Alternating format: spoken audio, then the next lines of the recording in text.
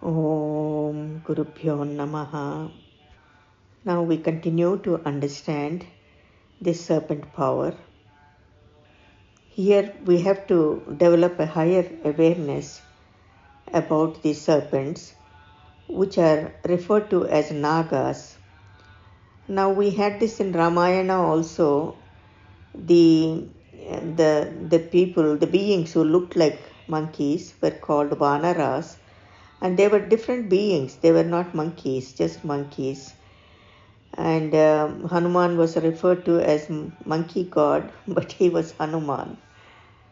So in the same way, all the snakes are different from these Nagas. So the Nagas are a different class of beings. And you can see that the snakes that we see are representatives of those Nagas or reflections of those Nagas and reflections of that consciousness. These Nagas are our deities or our Devatas, or we refer to them as our manifest gods. They are revered, done puja, worshipped, and yagyas are done for them. Now if we see our highest manifest Devatas, like Mahalakshmi, is referred to as, one of their forms is referred to as Nagalakshmi, and one of the Jyotirlingas of Shiva is Nageshwara. So we begin to understand that these Nagas are very evolved souls and have become the energy as a form of energy in the human being and in the celestials. So the rishis, when they were trying to see how to bring this reverence and this worship and this love and adoration for these Naga Devatas, then they had to incorporate it in the Sanatana Dharma in the way that ordinary people and different levels of consciousness would understand. So they brought these rituals and the pujas and the yagyas and the transcendence and the tapas and all that, on different levels, because the evolution is on different levels. For simple people, it was just, having reverence, offering milk and doing little puja, offering fruit and all that. And for more people who had more awareness, they would do elaborate pujas and abhishekams and rudrabhishekams. And yet more, they were doing the yagyas, and still more highly evolved, they were transcending and doing the tapas and attaining the state of Shiva. Because in this state of Shiva, Sadashiva, which is the Samadhi state, then you are in that pure absolute consciousness, and every being, including these Nagas and snakes, lose their fear and also become one with Shiva. They are at peace, they lose their fear, and they become one with Shiva. And that is why you see these serpents or the snakes stay in many areas where there is tapas going on around these munis and around the rishis and saintly people.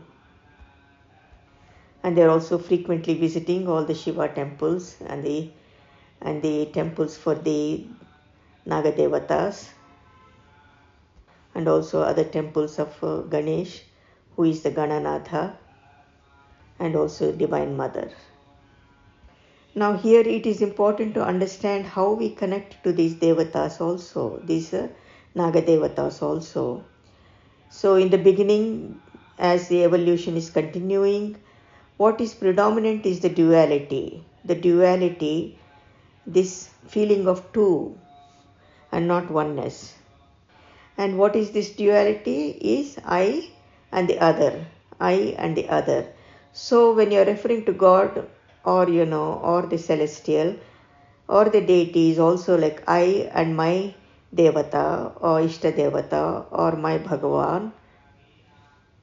So as long as the duality exists, then these pujas and rituals are done as that only, me and my Bhagavan, in that adoration, in that reverence, and in that love. And as the evolution progresses and as the higher states of consciousness develops, then this duality keeps decreasing. Actually, it exists during the cosmic consciousness too, and also during the God consciousness, but the gap starts becoming less in God consciousness. And when one begins to realize that, I am divine and you are also divine. So in this process of duality in these different stages, then you are trying to make a connection in that transcendence, in that pure transcendence to these Naga Devatas, and asking for their grace and asking for their blessings, and to remove the obstacles for your evolution and to gain the perfection and liberation. Now you would see the whole range of these Naga Devatas as Shiva, as Devi.